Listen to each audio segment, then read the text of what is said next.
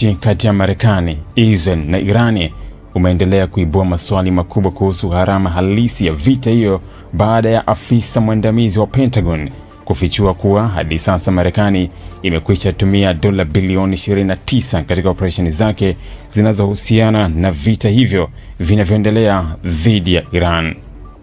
Kauli hiyo imetolewa na Julius Hastings ambaye kwa sasa anatekeleza majukumu yake katika Wizara ya Ulinzi ya Marekani, wakati akizungumza mbele ya wabunge wa Marekani kuhusu matumizi ya kijeshi na bajeti ya ulinzi.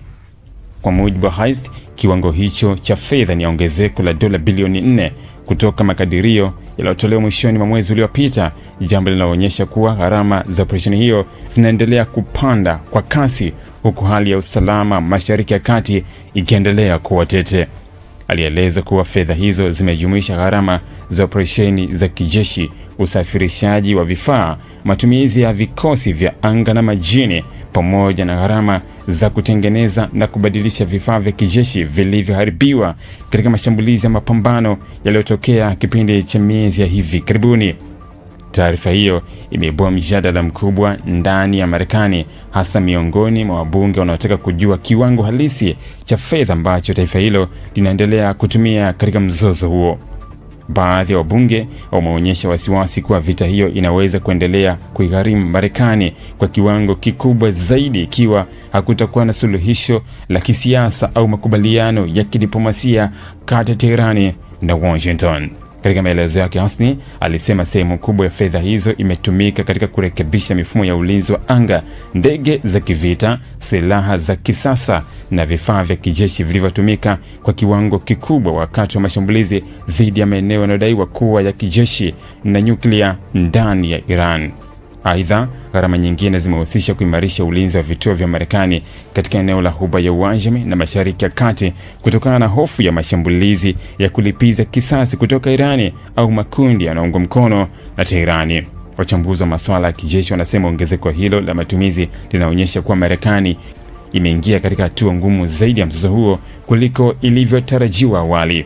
Wengine wanaamini kuwa gharama hizo zinaweza kuendelea kupanda ikiwa Iran itaongeza mashambulizi dhidi ya maslahi ya Marekani katika eneo hilo au ikiwa kutatokea operesheni mpya za kijeshi zinazohitaji matumizi makubwa ya silaha za kisasa na mifumo ya ulinzi. Kwa upande mwingine, Iran imeendelea kuishutumu Marekani na Israel kwa kuanzisha vita vya uchokozi dhidi ya taifa hilo, huku viongozi wa Irani wakisisitiza kuwa Irani ipo tayari kujibu mashambulizi yoyote mapya kwa nguvu kubwa zaidi. Kauli za viongozi wa Iran zimekuwa zikionyesha kuwa mzozo huo unaweza kuingia katika hatua hatari zaidi ikiwa juhudi za kidiplomasia zitashindwa kabisa. Ndani ya Marekani, taarifa ya matumizi hayo imezua pia mjadala mkubwa wa kisiasa kuelekea uchaguzi na mijadala ya bei ya mafuta. Wanasiasa kutoka pande tofauti wameanza kuuliza kama matumizi hayo makubwa yanaweza kuathiri uchumi wa Marekani, hasa wakati taifa hilo likikabiliwa na changamoto nyingine za kiuchumi pamoja na deni kubwa la taifa. Baadhi ya wachambuzi wa uchumi wanaonya kuwa kuendelea kwa vita hivyo kunaweza kuongeza shinikizo kwa walipa kodi wa Marekani, huku wengine wakisema matumizi ya kijeshi ya kiwango hicho yanaweza kuathiri uwekezaji wa sekta nyingine muhimu kama afya, elimu na miundombinu. Hata hivyo, maafisa wa Pentagon wanasisitiza kuwa matumizi hayo ni muhimu kwa ajili ya kulinda usalama wa taifa la Marekani na washirika wake katika eneo la Mashariki ya Kati. Wakati huo, Israel imeendelea kushirikiana kwa karibu na Marekani katika operesheni mbalimbali za kijeshi na kiintelijensia dhidi ya Iran. Taarifa ya Pentagon kuhusu gharama ya dola bilioni 29 inaonekana kuwa ishara nyingine kubwa ya mzozo huo na jinsi unavyoendelea kuathiri siasa, uchumi na usalama wa kimataifa.